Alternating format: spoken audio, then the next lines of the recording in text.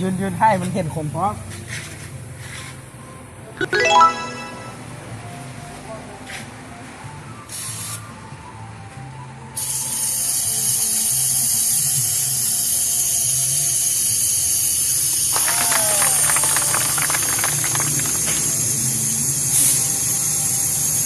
นั่งนี่เลยนั่ง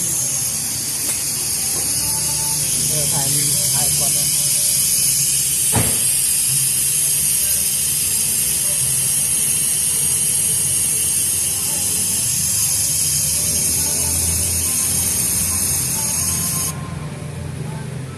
เป็นเลย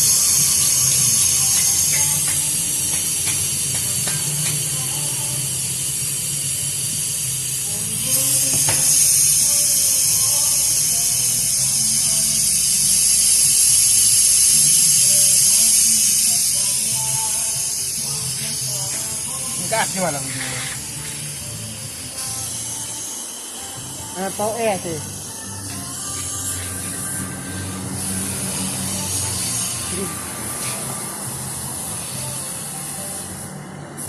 โต๊ะแอร์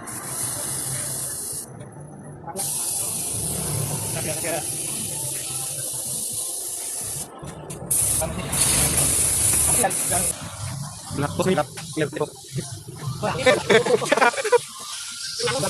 เป็นคนปกติผมดูชอบ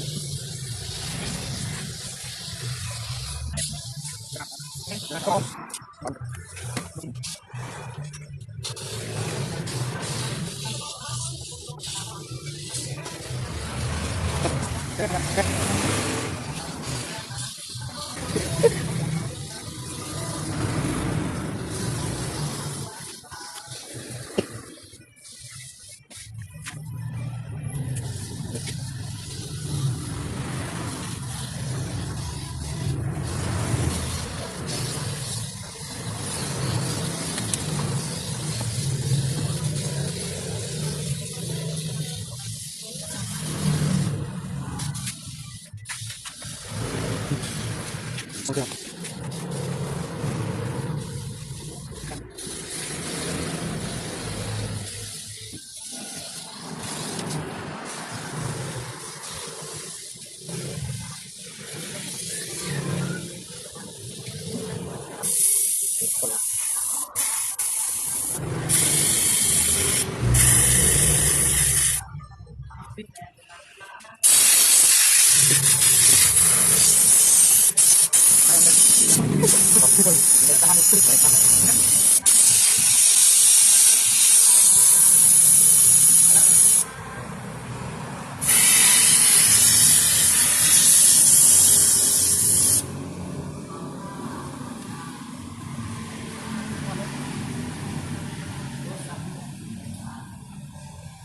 ได้เลย